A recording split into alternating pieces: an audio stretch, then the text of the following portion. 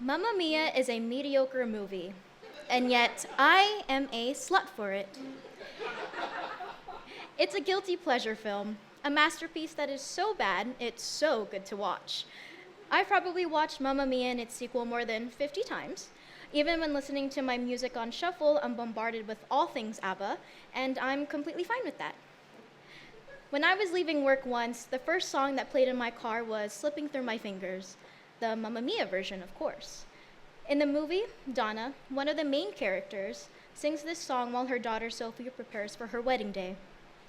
Donna realizes how fast time has flown now that Sophie is leaving the nest and is ready to spread her wings. During my drive home, I imagined a scenario where I was singing this song to my youngest sister, Bianca, at her wedding, and I broke into tears. My heart ached terribly as I sobbed and sobbed. This was a fake scenario, for fuck's sake, and I was reacting as if it was happening in real time. Towards the end of the song, Sophie sings along with her mother. In my version, my middle sister Nika joins me, and we all hug at the end. When I arrived home, I stayed in my car for 30 minutes, not ready to go inside and answer questions about why my entire face was red and swollen. Am I obsessed with this movie? Absolutely. So why exactly does Mamma Mia have me in such a chokehold?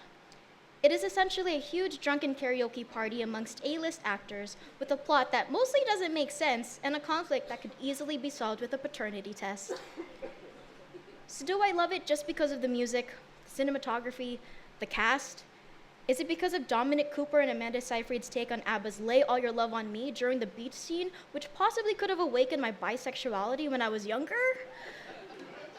Or is it because of the ever-present mother-daughter relationship?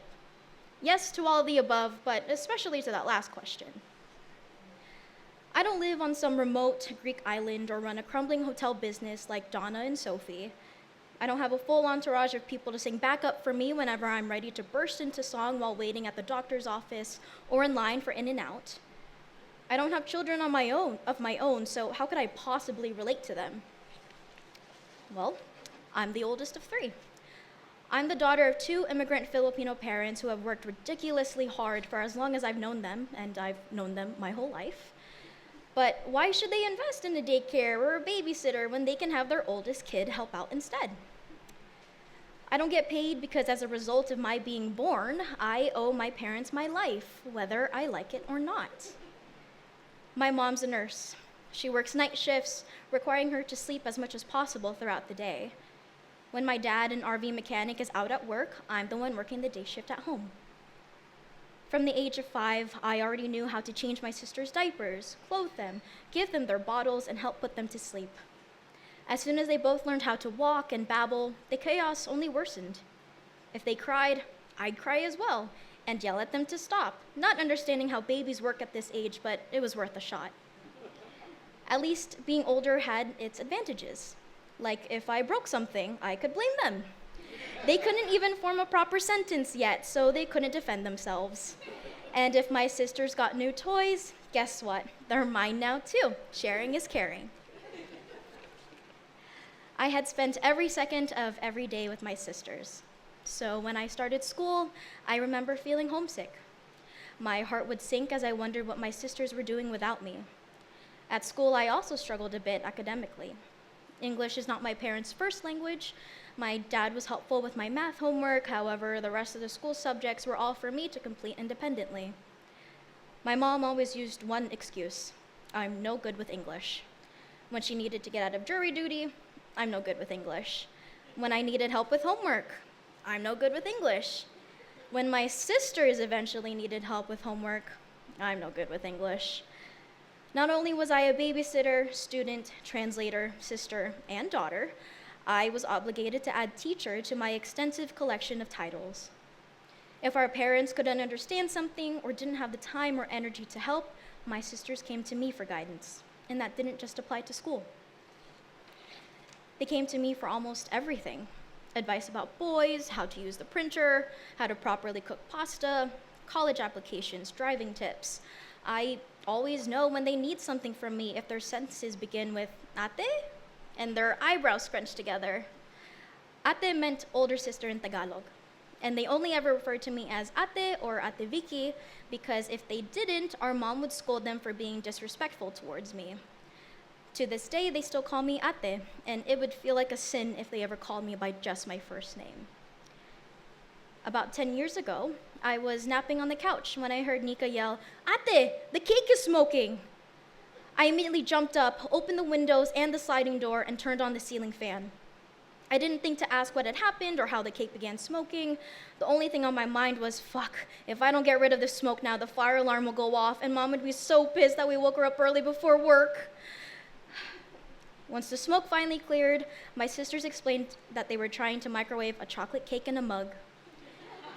They've done this multiple times before, but this time they decided to add some chocolate chips. They weren't aware how easily the chips would burn, if not heated in short bursts. By the time I started college, I already had my driver's license, and I was assigned pickup duty from my sisters whenever our parents were unavailable. Until Nika got her license, my work and school schedules were formed to accommodate my sisters' schedules too.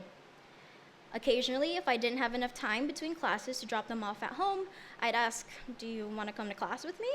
And their eyes would light up. As we progressed through school, classes became more difficult, and so did the assignments.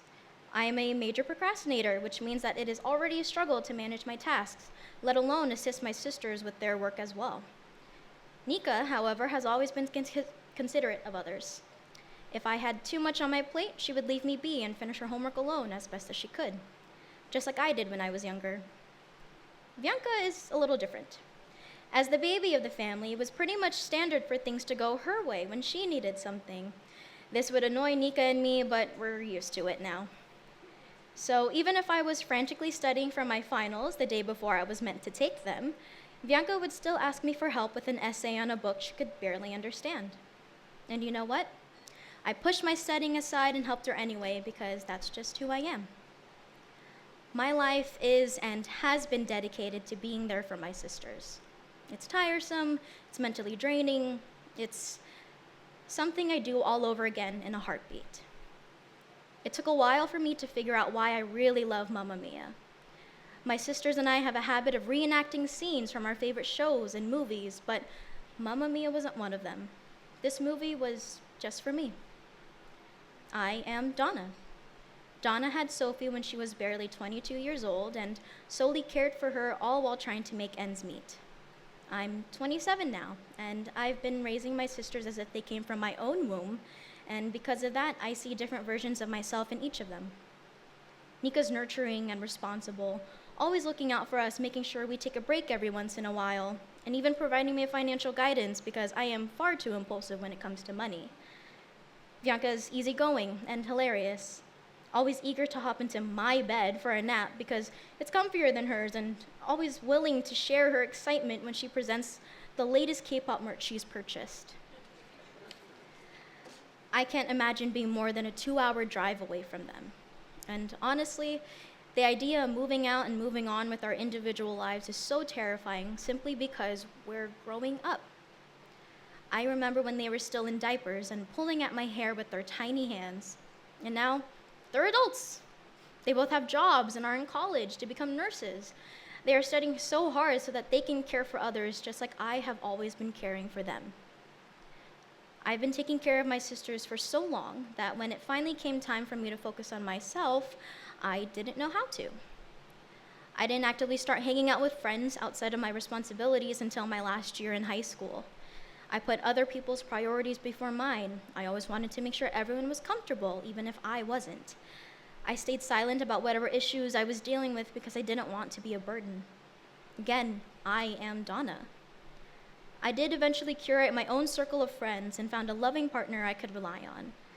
I have also been extremely lucky to be able to call my sisters my best friends by blood, bonded by tears, laughter, trauma, and love.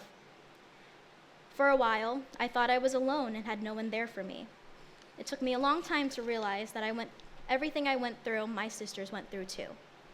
And no one could truly understand me better than them. If I was having a panic attack in my room after a tumultuous fight with our parents, Nika's calmly rubbing my back and Bianca's handing me a glass of water. If one of us needs to vent about some shitty thing our mom did, we could spend hours talking up a storm.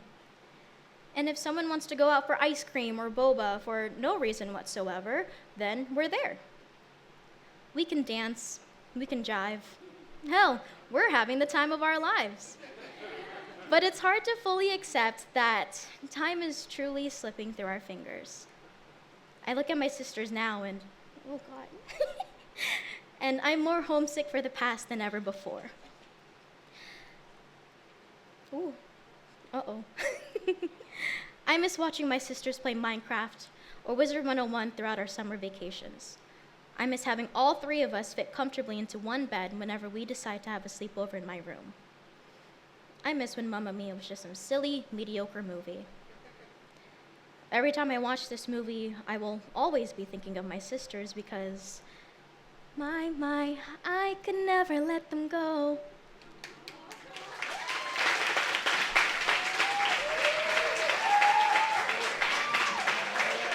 Keep it going.